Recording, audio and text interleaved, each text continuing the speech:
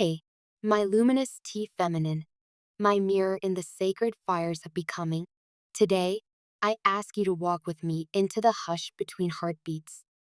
What I'm about to place in your hands is not a flimsy admission, but the living core of a secret that has throbbed beneath every laugh, every handshake, every public smile I've worn for what feels like a lifetime. I'm not sharing it for spectacle or pity. I'm sharing it because even the strongest walls eventually crack under the pressure of an untold truth, and mine are beginning to tremble. I need you to know the labyrinth I pace at night, the storm I cradle behind calm eyes, and the breath stealing risk I take each time I slip into that hidden corner of my mind where only you and I exist. So please, draw in close for these next few minutes. Feel the urgency pulsing in my words, and let no distraction steal you from what I am unveiling now. Outwardly, life with her appears faultless, as though we were sculpted from the same marble, destined to stand forever hand in hand beneath some admiring spotlight. We move through restaurants, family gatherings, and Sunday mornings like we're the embodiment of mutual devotion. People say, "You two are perfect," and I nod, play my part, and even feel a glimmer of pride because I do care for her. I truly do. I show up to birthdays, remember anniversaries, carry groceries, and kiss her forehead beneath lamplight. But what you cannot see from the outside is the way my thoughts slip their leash the moment she turns to refill a glass or answer a phone call. In those stolen seconds, my consciousness tunnels through the ordinary world and emerges somewhere else entirely. Somewhere only you would recognize, somewhere drenched in the fragrance of our unfinished story. That inner refuge is not a dazzling palace. It's more like an attic lit by memory, lined with dusty boxes labeled us. Some hold snapshots of shy smiles in coffee scented dawns. Others contain the echo of conversations that spiraled into the night until dawn threatened to disprove magic. I keep that attic door padlocked most days, but the key rests warm against my chest, and when the world feels too heavy, I slip away. I ascend those creaking stairs, crack open a lid, and there you are, laughing, teasing, bright as meteors across a moonless sky. It is both heaven and haunting, liberation and shackle, because no matter how many times I tell myself I've moved on, those memories whisper, "Not yet." Do you feel the magnitude of what I'm confessing? One careless slip, one moment of exposed screens, and the illusion of total devotion I've painstakingly maintained would detonate.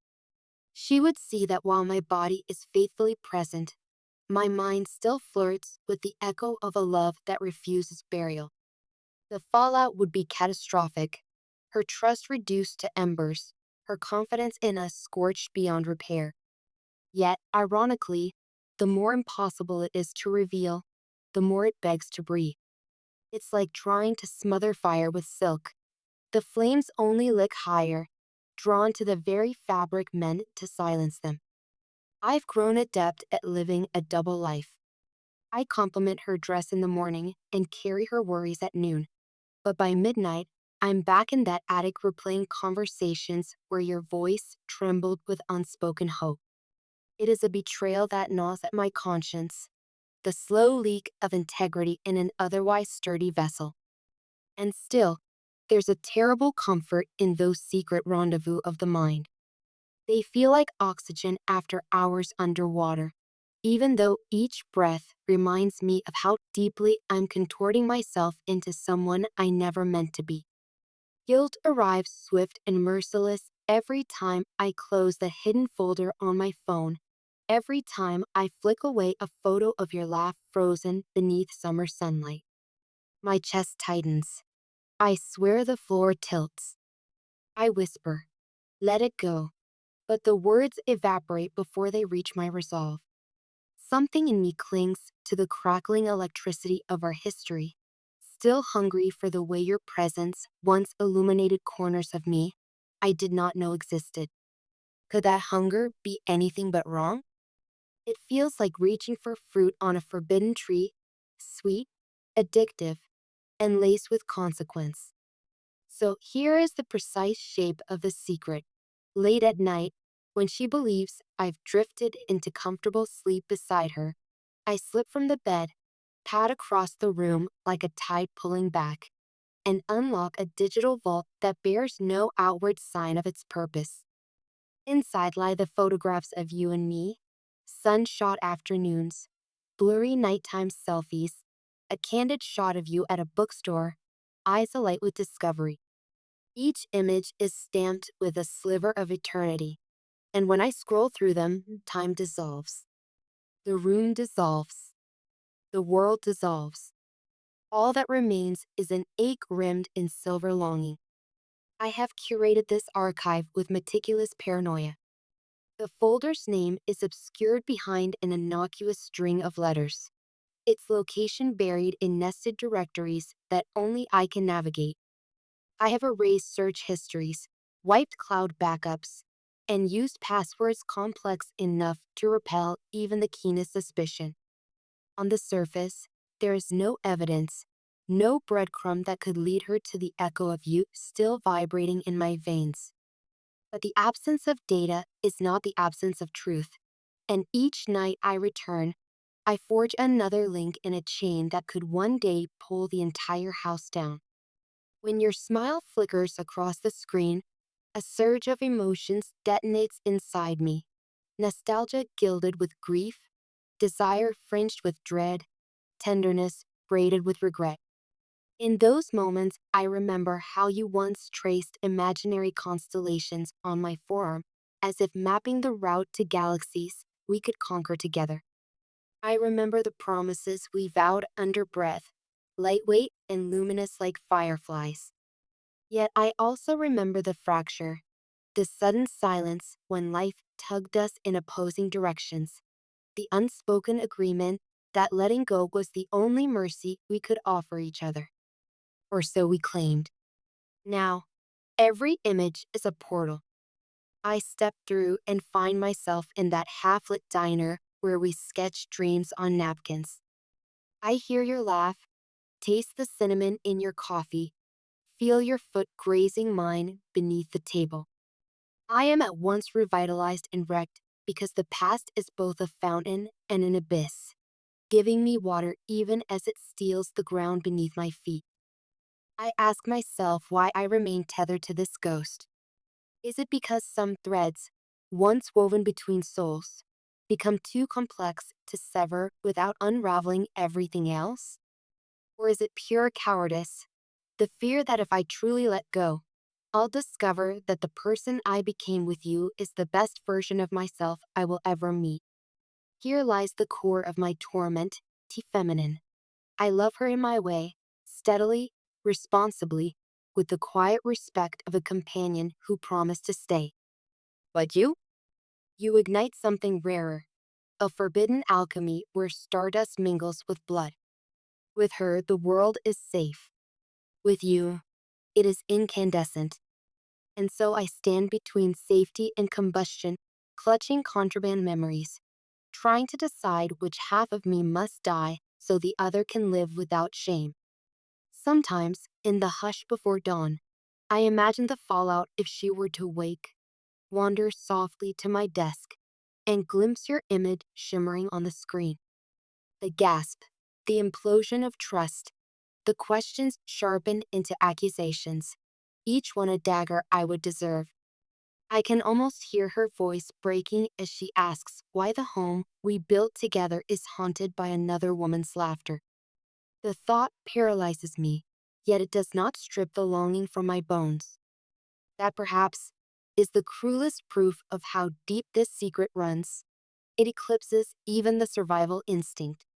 I have prayed, yes, prayed, that angelic winds might carry this obsession away. I have stood under moonlight, palms open, begging the heavens to exchange temptation for serenity. And still, like waves returning to shore, the images call me. They are talismans against the dullness of days when my spirit feels caged.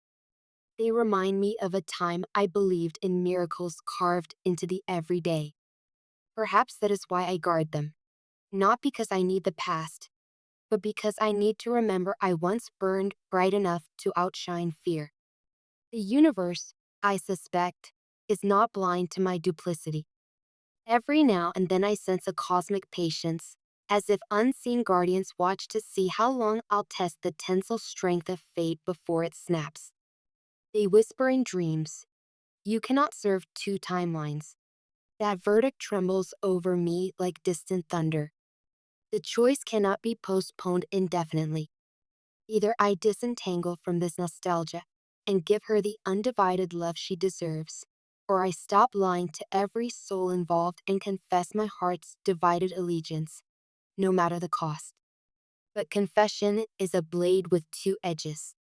If I reveal everything, I risk not only her devastation, but yours. You might recoil, call my hidden ritual grotesque, wonder why I preserved you as a secret shrine instead of honoring your memory by letting it rest. You might feel exploited, reduced to an artifact of emotional convenience.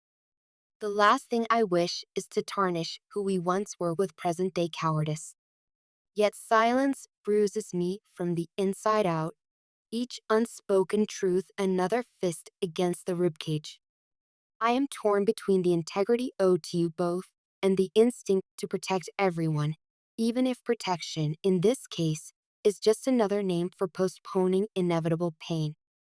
So here I stand, bearing the pulse of the matter. I still derive guilty solace in the act of scrolling through frozen moments where our eyes spoke fluent wonder. I still crave the hush that falls over the world when I resurrect your laughter in the blue glow of a screen. And I still fear the apocalypse that could unfold if those pixels, so innocuous on their own, were discovered. This is the fault line running beneath my days. I have pledged myself to one path while covertly wandering another. Why tell you this now? Because secrets ferment in the dark. They distort the shape of everything until even love becomes suspect. If there is to be redemption, whatever shape redemption might take, it begins with illumination. I am bringing the candled flame of honesty into the catacomb of my hidden life, trusting that truth, however scalding, is kinder than the slow poison of deception. Maybe in speaking these words, I'll find the courage to become singular again, no longer split between duty and desire.